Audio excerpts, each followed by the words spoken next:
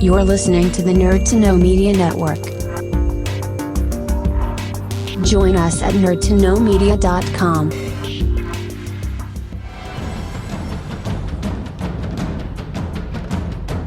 Broadcasting from the Blanchistan Center, this is Phoenix FM. The internet is a communications tool used the world over where people can come together to bitch about movies. According to the Nerd Index, you should be upside down in a junior high toilet around the clock.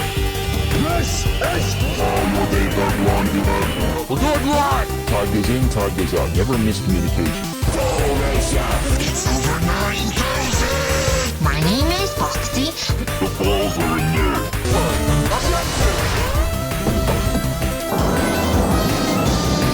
Do a barrel roll. Don't face me, bro. It's a trap. I'm a firing believer. Time to Hey, Charlie, wake up! Oh, God, oh, man.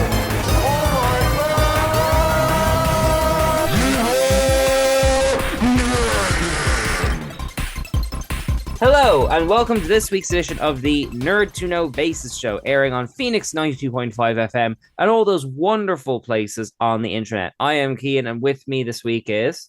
Kev! Yes, I'm not sure if the lag will be recorded, but that, at my end, that was Kev. So... Yeah, no, I'd like, if the audio gets that corrupted, we can play it off that I'm working on some sort of T-Pain routine. Yeah. Put a little hyphen in there. Hold the phone. T-Pain's got a soul album out right now, and he's been hiding pipes under that auto-tune. Oh my goodness. He does it's like a soul funk version of Black Sabbath's War Pigs that just rules. Holy moly, has he been like a secret genius this whole time? I think so. That's not to say I've ever disliked T-Pain. He's always kind of just been a nothing factor to me. But it turns out he's really talented. What are we going to find out about Lil Jon next? Hey, no, I'm out here advocating for Lil Jon. Everything, that man is Midas. Oh, he's great. Turns to gold. Shots would have been nothing without him. Turned down for what is anthem of the century. I know, but will we find out that he's got other notes he can sing quietly? Maybe, but what I want is to throw him onto like a hardcore gent song. Something with drop A chunky guitars and just his growl. I think it would be fantastic. Yeah. I'm sure there's an app where you can put his catchphrases onto existing songs. Yeah. Oh my goodness. Okay. At home, please record these so you can add them to you could Taylor Swift songs, the more soulful Beatles ones. Yeah, you Pink can Floyd, David Bowie, whatever. You can hire me for birthday parties for a Lil Jon impression. Yeah, I promise it's definitely not insensitive. There's a star man waiting in the sky. Yeah. Because he'll blow our minds. Okay. T minus 2 minutes. We don't need Dara to throw this off the rails. Just Dara, if you're editing, just put in random Lil Jon catchphrases throughout our discussions, just to animate them. See, it's very affirmative. That's if you really want to punctuate a statement, just throw a yeah in there. It's like being filmed in front of a live studio, Lil Jon. Yeah. Space, the final frontier. What? I mean, hey, listen, Voyager had Tom Morello from Rage Against the Machine on. I wouldn't put it past Strange New Worlds to throw Lil Jon in there somewhere. Oh, that's true. Which is as good a segue as any. We've got lots of Star Trek news. And actually, you just told me news that I wasn't aware of minutes before we recorded. So why don't you take the lead on this? Yeah, we'll start with the heavy stuff because where a lot of this is going to be our thoughts on things, we have breaking news over the week in that Paramount Plus is now pulling the same shenanigans that all the rest of the streaming services are in erasing shows from the fabric of existence. So the full list I have right here now are shows called Fantasy Football, The Game, a Gillian Maxwell documentary, an Amy Schumer show, Queen of the Universe, Snow Day. But the big ones are one of their originals called Grease Rise of the Pink Ladies, which I think was very popular on TikTok. I've heard of that, yeah. And Keane's beloved Star Trek Prodigy. No. The kids cartoon Star Trek. Axed, as far as I believe, it's season 2, axed, completely cancelled. And this is the peculiar thing, because they're still making season 2 because it's already near enough done. They're finishing it. They're just not putting it on Paramount for some reason.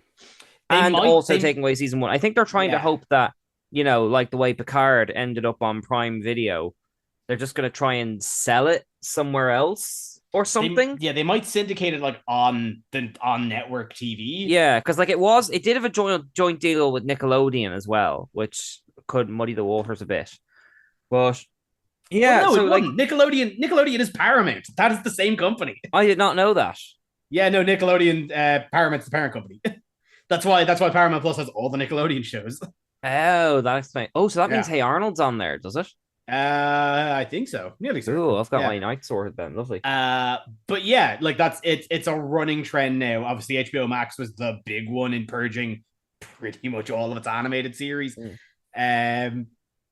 Disney have already removed a bunch of stuff. Like the Willow show, gone. That was only out for less than a year, vanished. That was very peculiar because, like, I mean, it was one of their big centerpiece hype things, wasn't it? They put a lot of advertising into it, and like that's like there's not they'll claim that it's to free up the slate, quote unquote. That makes no sense. They own the server blocks. They can't be wanting for that much space.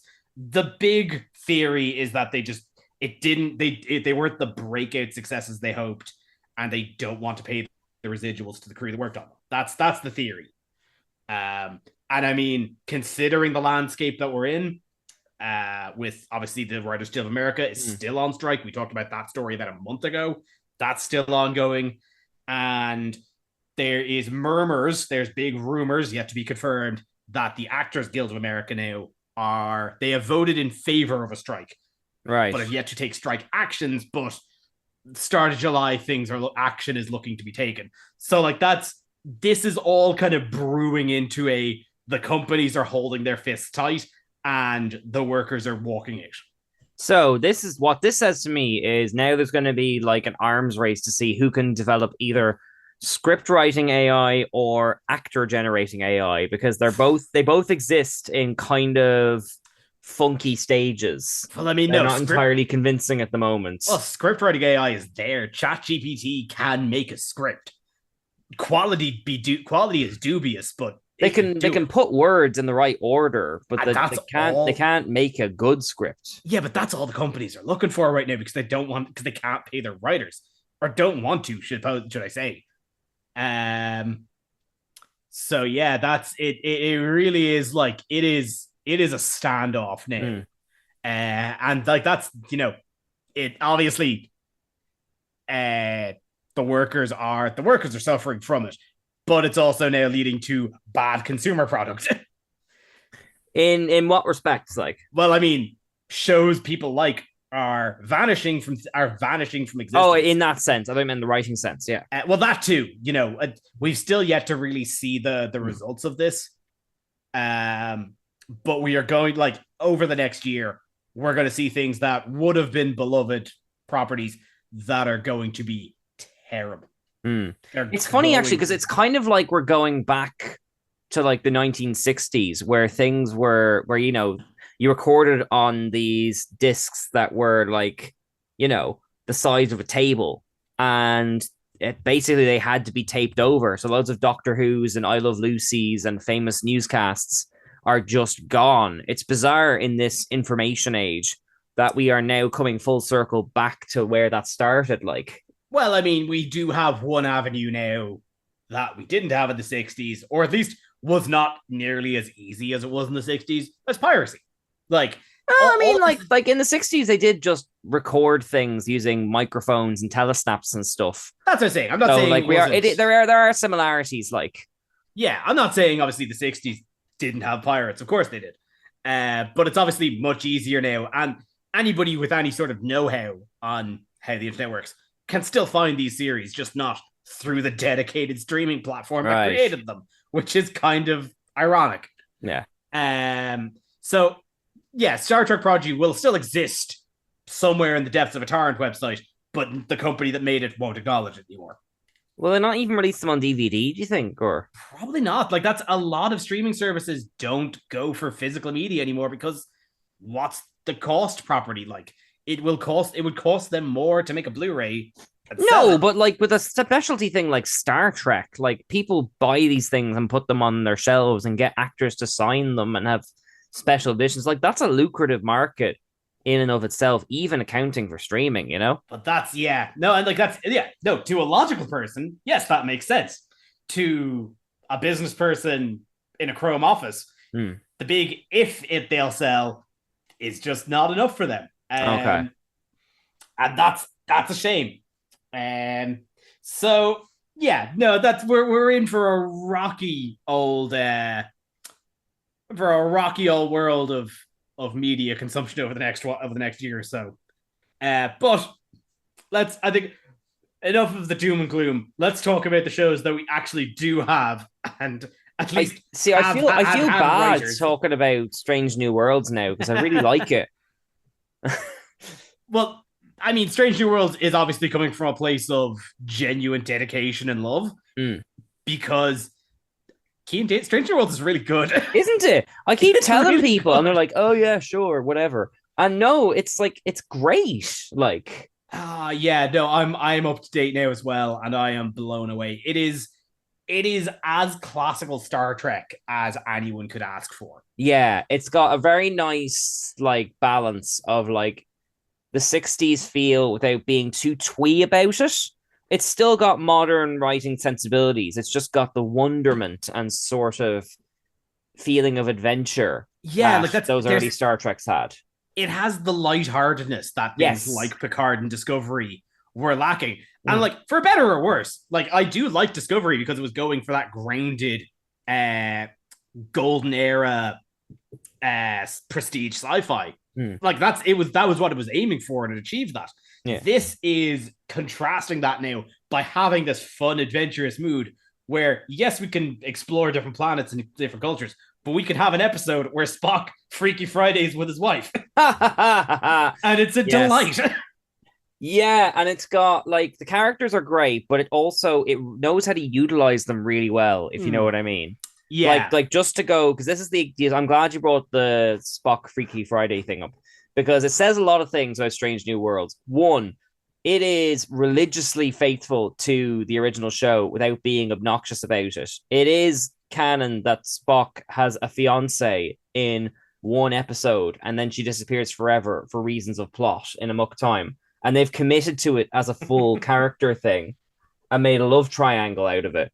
But to you go back to your example there, like one of my favorite lines in Strange New Worlds is they Freaky Friday and Pike comes in and the fiance, speaking through Spock's body, goes, "I am sorry for the deception, Captain. I'm sure you could tell immediately from our wildly different behavior." It's like, but you're both Vulcans. Or I think it was the last episode with the courtroom drama. Yeah, it was Spock and the Vulcan adjudicator sitting across from each other, and they were like, I think it was Ortega was like, "Look at the being buddy. I think they all so logical." And then Benga was like, "No, they hate each other." And he just like stands up from the table and he goes, "I am sorry you had to see that outburst." It's like Captain Holt from Brooklyn Nine-Nine level. Like, it's not all humor, but they know how to like get the best out of all the characters. Like Spock drinking blood wine with Klingons is hilarious. Like, and that's it. And like it obviously isn't only Spock. We're using it as a great example, but the whole cast is a knockout of the park. No, is the pilot is it Ortega's? Is it Ortega? Yeah, Ortega's is just like funny in every single scene. Like, I mean, like that's it's Star Trek is good at having hotshot pilots. Yeah, so she's a knockout. Pike is obviously a real suave, charming captain. Yeah, but that he's also Kirk very style. retro. Like he rides horses, he cooks his own food, even though he Yeah. doesn't need to. He's very much like they're not being like overly showy, but he is very much a throwback to the 60s type of hero. Yeah. And that stands in contrast to the other characters. And that's a very deliberate thing, you know.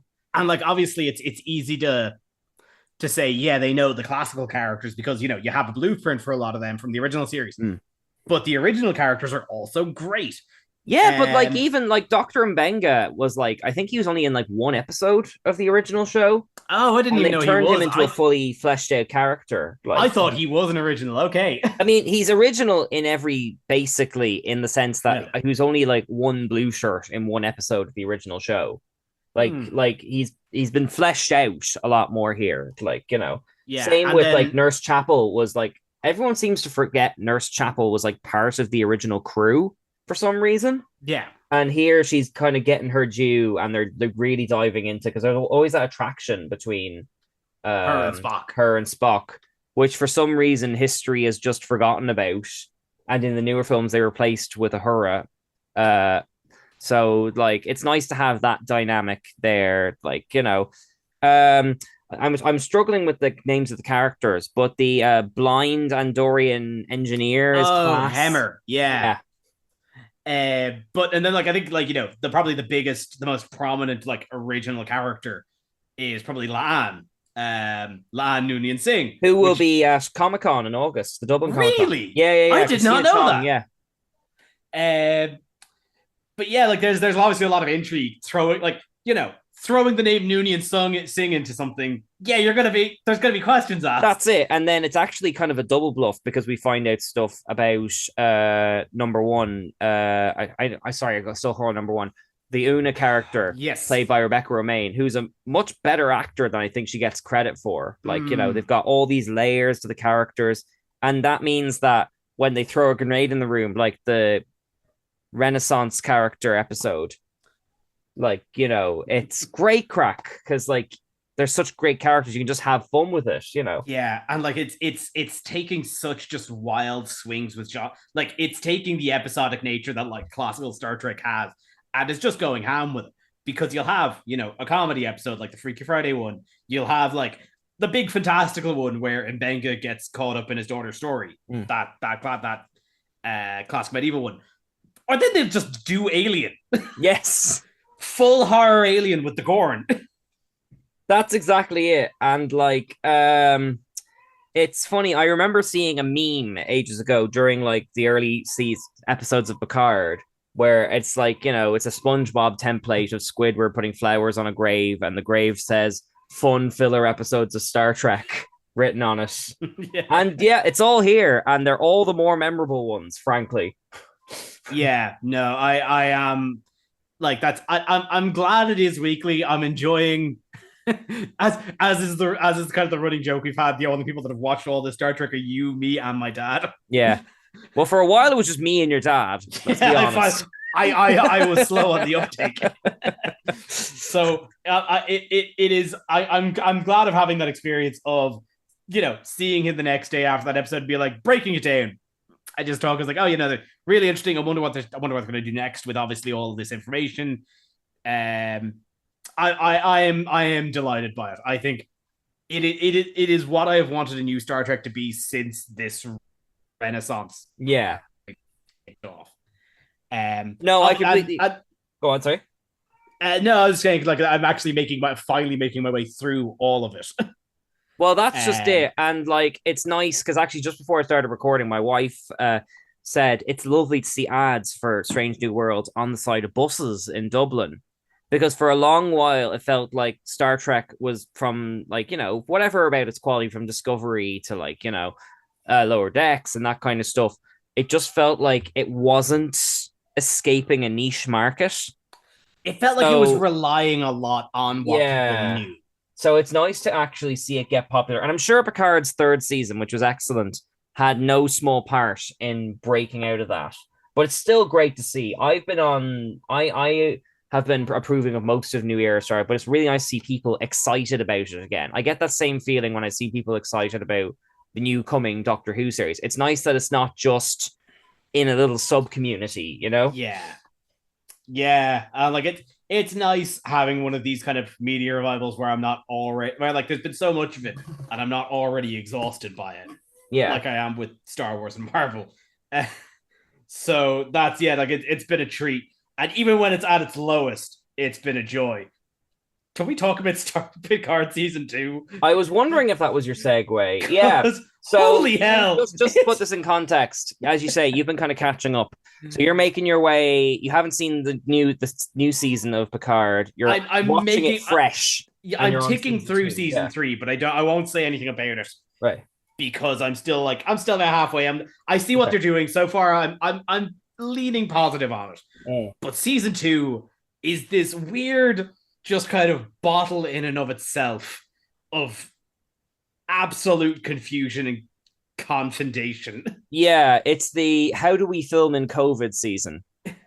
That makes so much sense. Doesn't it though? Yeah, you're absolutely right. Like okay, we can't have tight sets. I know. Let's film it in Hollywood where we live. Let's go around the alleyway. We can't really go on locations. Okay, we're gonna film it all in alleys, standing 2 meters apart from each other. Oh, Whoopi Goldberg, maybe she doesn't want to get COVID. We'll recast her. We'll just, you sort of see it and you watch it. And I like season 2. I actually like it better than season 1. But like you watch it and you kind of go, what? And then your brain goes, oh, and you work backwards through the decisions, you know, like. There's so many things where I could see the ideas that they started with. And I could see them having decent ideas, but then not know as you've just kind of cracked my brain open, either not being able to fully commit to it because of restrictions because of COVID, or just not knowing what to do with it. I think, the overarching theme of Picard is the legacy of Picard and the Next Generation crew. Yeah. I think that's an easy thing to kind of make a claim on. So the idea of bookending Picard, which is kind of like in its entirety the ending of this crew's story, bookending it with Q finalizing the trial that the entire Next Generation started with, that's as a concept solid. They don't go anywhere with that. And now he's just kind of dead. Getting thrown back to like 2020 odd LA. No, you said it. They had like the lot ran the back to record, and that was kind of it. I mean, like, I should say, I'll summarize in case anyone hasn't seen it or has forgotten it, which is forgivable. Basically, the second season of Picard, it starts out normal Federation, and then there's a weird, a Borg queen attacks the ship all our main characters are on. Q zaps them into an alternate universe where everything's gone wrong, and then conveniently zaps them into 2020, like, LA? Is Hollywood in LA? Is it? Yeah. Or whatever. You know what Hollywood is. And the rest of now, I thought when I first watched it, oh, cool, this is gonna be a bit like Sliders. We'll spend 2 episodes here. Maybe we'll spend 2 episodes in King Arthur's Court. Maybe we'll go to it but no, the whole season's there. Because they throw you. Because like one of the first few episodes when they first get like zapped to the alternate dimension is alternate dimension contemporary Star Trek, where they're authoritarian, except it's not the Terran Empire. It's not the Mirror Universe because they already did that. But like Picard is a warmongering general. And honestly, like of the complaints I have, watching Patrick Stewart ham it up as an authoritarian was fun. Yes, I would agree with that. Yeah. I mean, I didn't really enjoy that one just because I've seen a lot of Star Trek like it already. But when it, like, how many episodes? You're 5 episodes in, are you?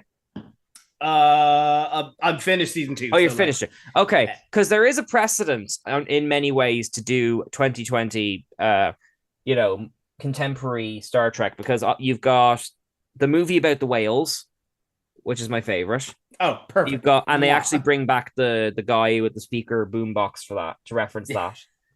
And you've also got like did you ever see the Deep Space Nine episode about the 2020 homelessness protests? No. Deep Space Nine is I'm noticing in season 3, Deep Space Nine is my one blind spot, and there's a lot of reference to it that I'll get to. One of its most famous episodes is the characters are, for whatever reason, sent back to the horrible past of the year 2020, and they're all aghast at how there's homeless people on the city streets, and they're being rounded up into little shanty towns and all that kind of stuff.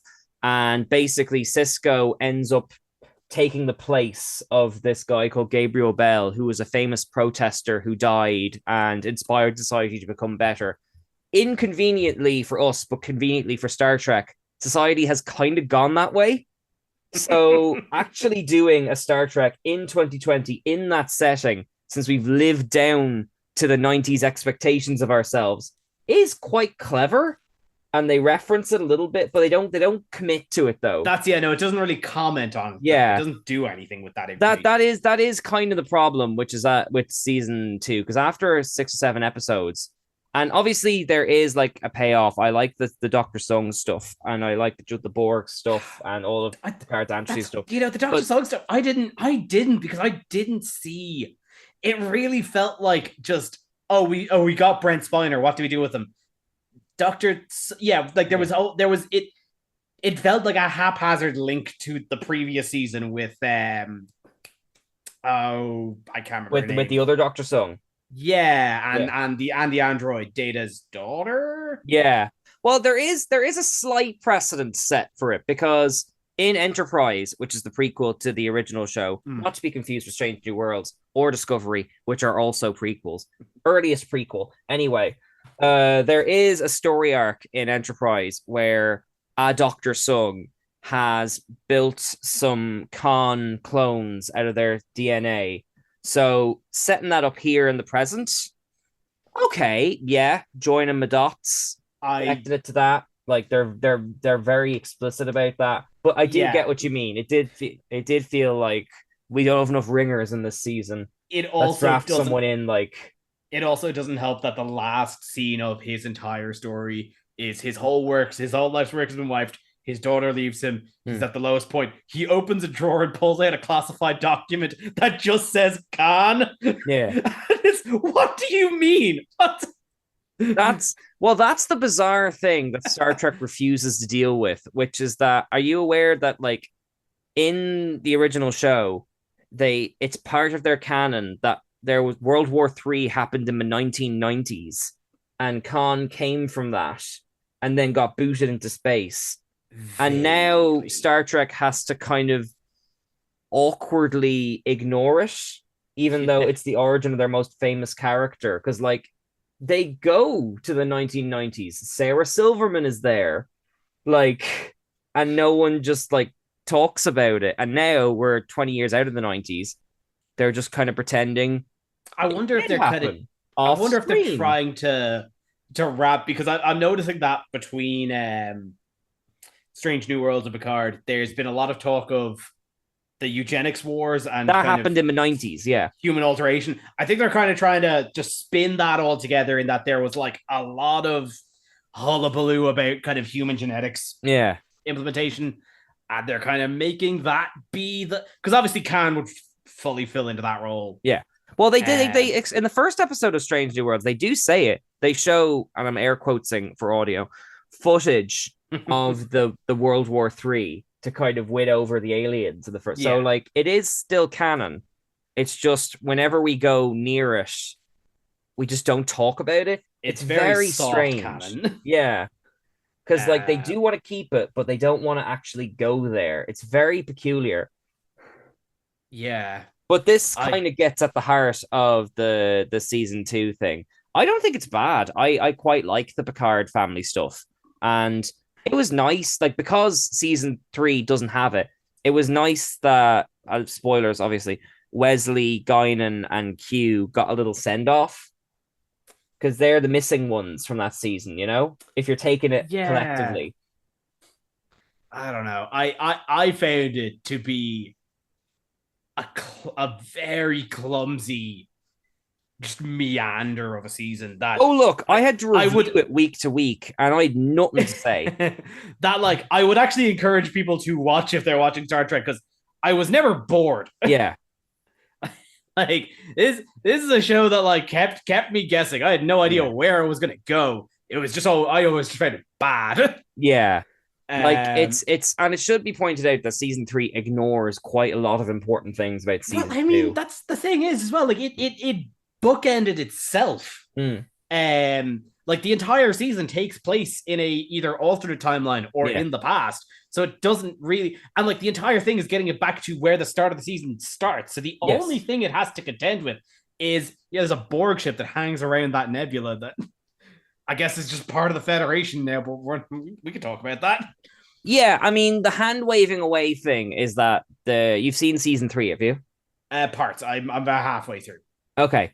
Like there are like references to the Borg in season 3, and you can delineate those Borg references from the season 2 but like it doesn't all flow together. I do feel like both season 1 and 2 you could edit down into a decent film or 2 decent films maybe. I don't understand why in the streaming age there is a mandate that they have to be 10 episodes long. I think like in the era where Stranger Things used to get dumped all at once, I don't see why you would need that structure because it definitely feels like there's lots of unnecessary padding, you know? Well, I mean, like it's big cable companies that have kind of adopted streaming. They'll still make shows how they think shows still have to be made, and then just put that on a streaming platform. What was I going to say? Fully lost my train of thought. Well, I'll put it this way: you've seen no. Picard season 1. Which of the first 2 do you think is the stronger one? Because I have had debates about this with my friends. Do you know? It might just be that like it's been a while since I've seen season 1. Aye. But I would nearly argue season 1 because season 2 is so fresh in my mind. Right. And there's so many holes to it. Okay. But I'm not saying that as a emphatic approval of season 1 because I don't honestly remember a lot of it. Right. See, season 1, it could be like, you know, the Man of Steel versus Batman v Superman thing, where with Picard season 2, I was kind of more ready for it. But like with Picard series 1 actively bothered me in places. Yeah. Like, you know, like my wife is still bothered about Icheb. Like, I am annoyed about Hugh. And there's like the villains were mostly rubbish, and like they like loads of time was dedicated to Data Daughter and Romulan man having Padme and Anakin type scenes, and like I don't mind things being slow. I do mind when it wastes my time. And it did feel like no one knew what the important things were in season 1. So when you get to the finale, there's so much to do, and you're like, why are we rushing now? Whereas with season 2, I thought it was paced right. There was just too much of it. You know what I mean? Yeah, I think it's that like the only things that stand out for me for season 1 were the things I liked. Right. And that's because I'm remembering it with rose-tinted glasses because all the chaff is just gone from me. Yes. Yeah. Because like I'm sure there's plenty to like in season 1. It's just those really jump out at my brain. Yeah. So it's like, is a reaction better even though it's negative? You know what I mean? Like, yeah. I will also say I had a brainwave, and if I could just pitch something here, because of all the things, see, Picard season 2, as I said, it introduced a lot of ideas that it did nothing with. Yeah. And of them, the one I think I feel like they're missing an opportunity on, and I don't know how season 3 shakes out and if they can still go back to it. I would love, because the one thing I can't complain about in either of these seasons is 7 and 9. Oh, Jerry Ryan. What's Jerry Ryan. Jerry Ryan. Yeah, she's killing it the entire time. Yeah, and the one who plays Raffi is great too. She's much better served by season 3. Yeah. Michelle Hurd, I think is her name.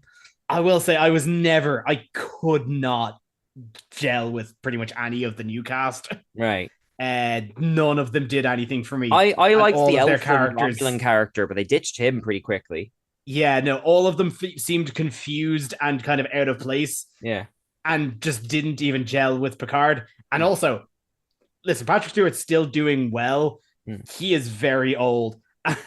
Putting him next to a bunch of people who are significantly younger than him, it's a bad pace. Yeah, and actually, I think which this is part of my. Sorry, I'll cut across you very quickly. I'll let you go on. It's just this is part of my issues with season 1, which was I actually knew a lot of the actors already. Like your one who plays Jurati is in loads of things. She's Scott Pilgrim. She's like played Ella Fitzgerald. She's in Snowpiercer, in Treatment, like loads of great stuff. She you can put her in anything and it'll be good. Same for Rios. He was in Heroes and Merlin, and like he's one I've been waiting for ages. Michelle Hurd was in Daredevil series 2. Like, you know, these are all like actors who even the Romulan guy from season 1, like he's really good in other things. So like it's just, especially with it's Alison Pill is Jurati. Yeah. It really bothers me that you've got these really good actors and it's like the writers can't decide what to do with them. Like the big thing that jumps out at me is like in season 1, like Jurati, like sorry, my microphone fell. Jurati like kills her doctor boyfriend, and then in the next episode is like flirting with Rios, and you're like, take a minute, show, not character. Take a minute. Like, what do you want us to take? And then they break up off screen in between. Like, what is any of this achieving? Rios is a character that give them dialogue and let them be good. Yeah. Rios is a character I could never get a handle on. They had but that's what I mean, though. When you know the actor's really good, you're like, come on. Oh no, that's a script writing problem. Yeah. Actually, the season 2, I loved the Borg relationship with Jurati. I thought that was great, and I loved the two of them singing at the party and all that. There was something there. Again, ideas that were good. Yeah. That had potential, but I think just flumped the execution. But that's what I mean. And actually, there are good things they just don't focus on enough. Like, there is something very poetic about Jurati becoming, sorry, spoilers, whatever. Jurati becoming a Borg queen and Picard having gone back to the first episode, essentially welcoming her into the Federation. That's both with her and the Borg. That's a lot of closure that could be explored with that character, but you sort of miss it because there's so much going on. Because that's the last 5 minutes of that episode. Exactly. Yeah. You could make an episode out of, okay, Jurati's the Borg. We know the Borg are good. How can we emotionally and ethically wrestle with you can make a season out of that. And it's just sort of like, oh, it's gone. It's hand waved. Like, in season 3. That's sure, it. Like, okay. It's fully hand waved that, there's a small Borg community. We had to spend 3 episodes with Rios on a bus with ice people. But we can't spend time welcoming the Borg into the Federation, apparently. Yeah, they tried to be Breaking Bad for a couple of episodes, but no, we're not going to be Star Trek. Do you remember when Picard was stuck in his own head being grilled by the guy from Battlestar Galactica? Oh, God. Yeah. On the operating table? Yeah. No. Actually, that's another strength of season 2. I mean, I don't think it needs to be 10 episodes, but at very least, the episodes were only as long as they need to be, like half an hour, 40 minutes. There was like every episode of Picard in season 1 was an hour long for no discernible reason.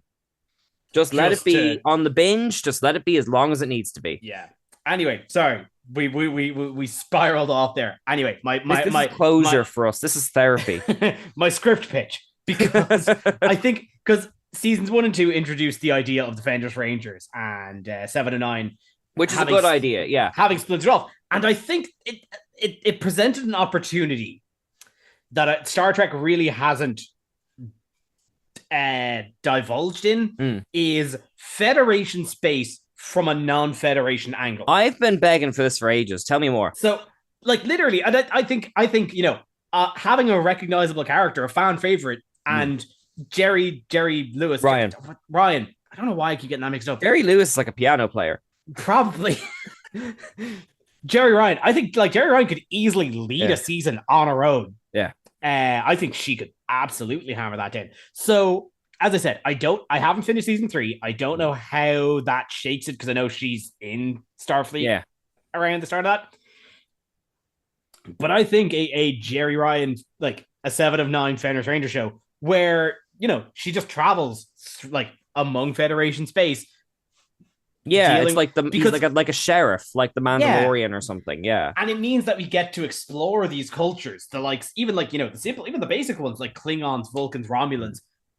We get to explore all of them without the diplomatic red tape that the Federation mandates. Yeah. There are 2 caveats to that, which is one, Prodigy kind of does that a little bit. I'm not sure if you've seen it yet, because I don't know if I will. Well, you never will now. Never Prodigy will now. is a bunch of kids from a Delta Quadrant who find a Starfleet ship, and it's got like a holographic Janeway on it. And they've never heard of Starfleet. And she's teaching them how to do it, but they've kind of got their own perspectives. So it is ultimately them becoming Starfleet characters, but it is an outsider's perspective at least. The only other thing, though, which is the reason we may never get that wonderful idea you have, I'm not sure if it's still in effect, but there used to be a thing called the Roddenberry box. And I'm not sure if it's still in effect, but certainly back in the day, there was a list of things which Star Trek absolutely could not be. And if you look at the early seasons of Deep Space Nine, it is not called Star Trek Deep Space Nine. It's just called Deep Space Nine. And that's so they can throw the box out and do what they want. I think the first season of Picard may have just been called Picard as well for that reason. So they can say, to avoid the mandate of, you have to have a ship, you have to have a Starfleet crew, you have to have this, you have to have that. Because the box does exist. Like, yeah, I think if there is mandates like that, they've obviously been very loose on them with where the series have been going. Obviously, Discovery, it would be stretching the limits of that now. Yeah. But like, look at, say, Star Trek Voyager, which is great, but quite traditional. Oh, yeah. No, it's Star Trek Voyager, whereas Deep Space Nine, a lot of the time, isn't, you know. But yeah, like, I mean, like, even Enterprise isn't called Star Trek Enterprise for the first 2 seasons, like, really? And that's quite faithful. Yeah, like it's one of these things I was talking to somebody about. It's like Deep Space Nine. It might be one of those Roddenberry box things, but like Starfleet in that time was supposed to be seen as a utopia. That was Roddenberry's vision back in the 60s.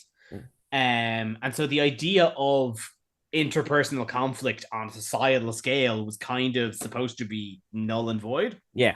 And that's one of the premises that Deep Space Nine was built on, because it was showing a small society in stasis.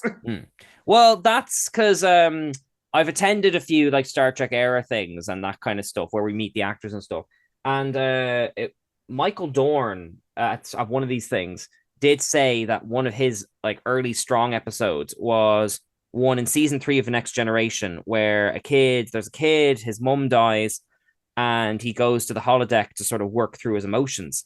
And this was an early episode by, his name escapes me, but the writer who goes on to write Battlestar Galactica. And basically the script was sent back, and the Gene Roddenberry notes were, by the such and such century, we won't have grief.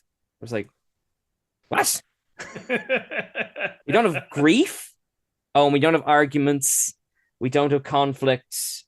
We don't have interpersonal. And you're kind of go, well, something has to happen eventually. So if you watch it, it's incredibly awkward, that episode, because instead of him going to the holodeck to deal with his feelings, a weird alien entity comes onto the ship and possesses like the image of his mother, so that it's not him explicit. Like, you know, it's that sort of like, it's almost like dealing with bureaucracy. You know, the good idea has to go to 3 offices down the street before it gets to the page and the screen, you know, like it's now whether that's still in effect, I don't know. I suspect it's probably been phased out, but you never know. It could be a situation where, like, you know, the Tolkien estate still exists and stuff.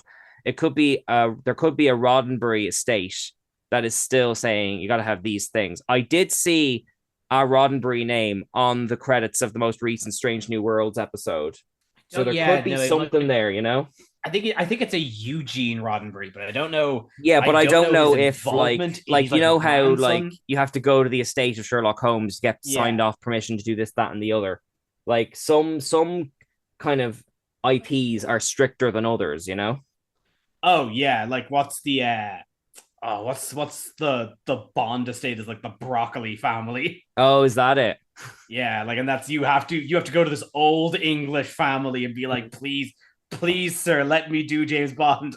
Let me make this man kiss a woman. And they will go, yes, absolutely. Now give me $1 billion. That's Yeah, exactly. Now I should say that's all just that is all just anecdotes from the 80s. I could not say whether it applies to the present, but I have, because Kev's idea is right. It is bizarre that if we have 5 Star Trek shows ongoing and none of them are like non-Federation, that seems very peculiar to me. Like, I think it's just a missed opportunity. Yeah. Like it's, again, it seems like an unexplored avenue. And again, watching season 2, it was watching a very talented actress just get squandered. Yes. So I was like, just okay, give her more to do because she's killing it, except she's killing nothing. Also, geez, again, they very hand waved it away in season 3. There was no chemistry between her and Raffi. But this is what I mean. It's kind of like I used to do a lot of theater. And, you know, in theater, it's no one's got money. Everyone's got time. You've got a lot of freedom to just get some actors. Maybe like the most successful play I had, I put it into a theater festival for the first 20 minutes. And then I wrote and developed the rest of it with the existing cast of that first 20 minutes. And you can try things, and that's all part of the fun, you know. But you can't do that on TV. In TV, you have to check if people have chemistry before you film it and write it and all that kind of stuff. You need to sort of check these things in like auditions and scripting and all this kind of stuff. You can't just like have things happen on the fly. Like I remember you can't have 2 people just kind of spend most of their time together in a season. Assume, that's the start of a relationship. Yeah. Except their entire time together has just been them abrasively griping at each other. That's just and then they kiss. Yes, I remember there's a line that I remember like laughing out loud at. I think it's the 8th episode of the first season. And they're doing their whole... Actually, I like the episode in general. It's the episode where they're just like locked on the ship and they're sorting out all their issues before they go into the big finale. And Girardi comes out of a room with Data's daughter and goes, "It's okay. I've had all the bad bionics flushed out of my brain now." And you're like, what? What about like trauma and like emotional fallout and growth? You can't. No, Keith. Future. You can't just fix. She just baby wiped it away. And the only reason they did that is so she can be funny and plucky in like the finale. And it's like, well, if you were always planning on doing that, why did you like? It's, and I don't even hate these shows, but like the more you like pick at them, you're like kind of. Well, why was the evil Romulan sister eaten by Borg bugs and then came back without a scratch to be killed again by 7 of 9 in an action scene? Why kill her in the first place? Why does her shoot days were up?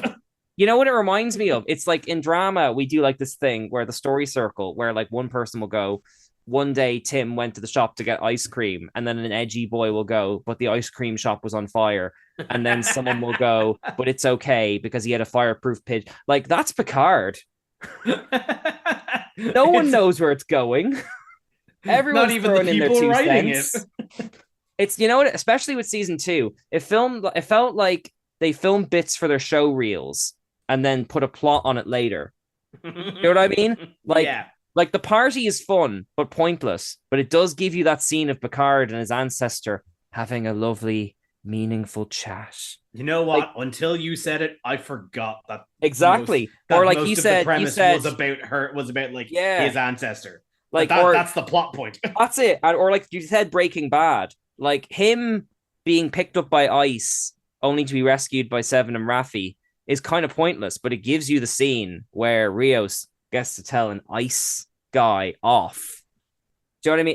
It's like they wrote their favorite bits they wanted, and were like, and then out of that you also get one of my favorite scenes, Seven and Raffi failing to drive a car in a police chase.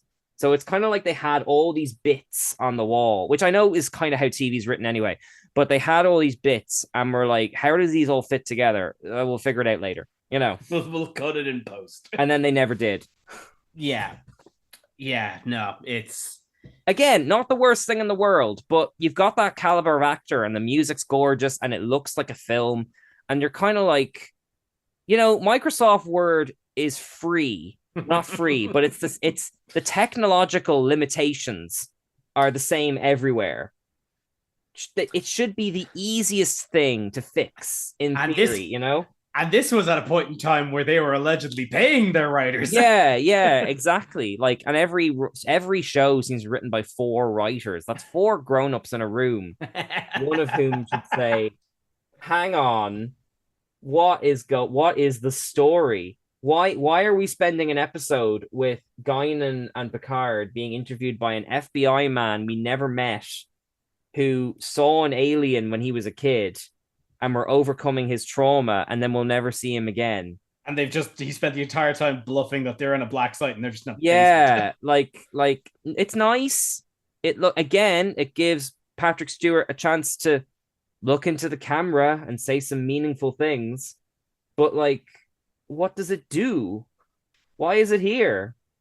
That's not a problem for Strange New Worlds, where every episode you can be like, oh no, one of the characters has turned into a crocodile, and now you got to deal with it for like 40 minutes.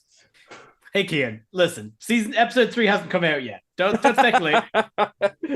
maybe Nurse Chapel turns into a crocodile. We can't say. I mean, the Gorn are in it. Anything's possible. As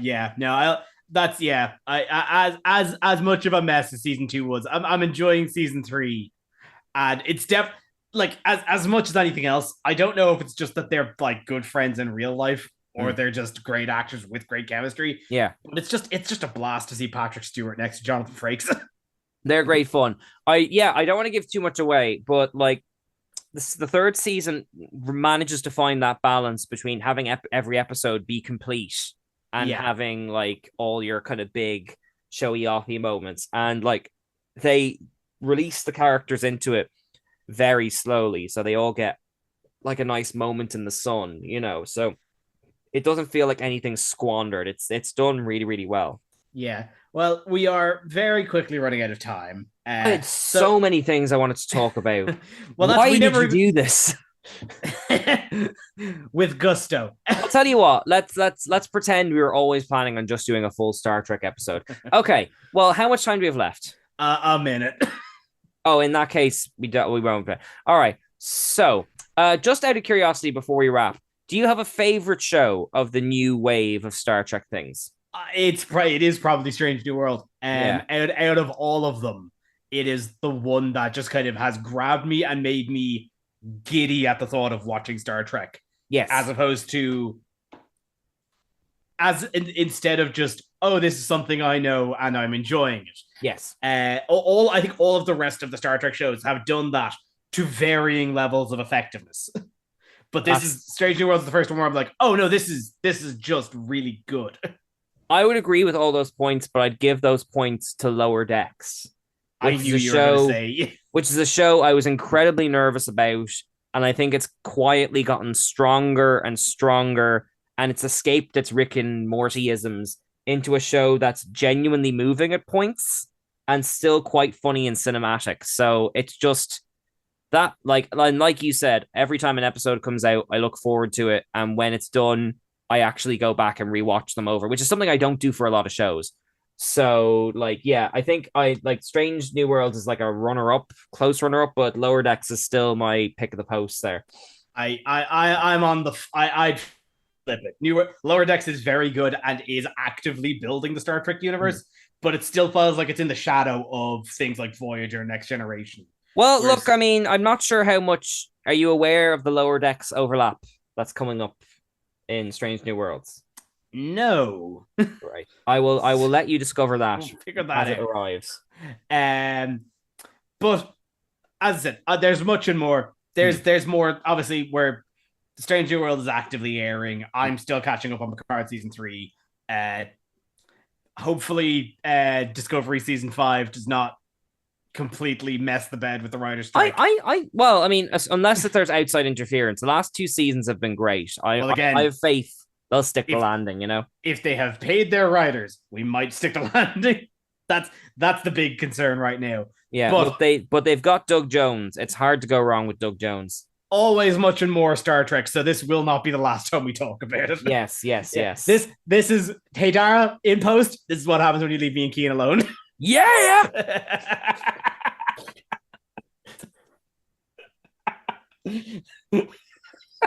Strange New Worlds. Oh, don't call it a comeback. Yeah. Just you can say it's fine. As Lil Jon will no doubt attest, you can find us on our socials. Yeah. You can find us on through our website, nerdtoknowmedia.com. You can find all of our socials through there, including our Patreon. If you enjoy the show, you can tip us a few quid. You can pay for us doing our Lil Jon impressions. We'll do more. We'll do quotes. I don't claim to be good, but message us in and I'll read it in the voice. Catch us at any panel. We typically do them. We will scream Lil Jon quotes at you. Yeah. You can find me over on Twitter at KevTalika94. Cian, anywhere the good people can find you. Yeah, I'm on Instagram at Cian O'Callaghan. Or to be honest, if you want my nerdy stuff though, because it's just cosplay photos up there, better place to look is Geek Ireland. I usually write things up there. Which, relatedly, you had been reviewing pretty much all the Star Trek movies up until recently. Yes, that's right. And I've covered all the seasons of Picard and most of Discovery and that kind of stuff. So yeah, if you want like my thoughts in the form of like written down, well edited things, because by Jesus, I need an editor, then that'd be the place to go. And Lord knows it ain't me. And you can find us back here every week, and we will see you again next week. Thank you for listening. Goodbye. Bye.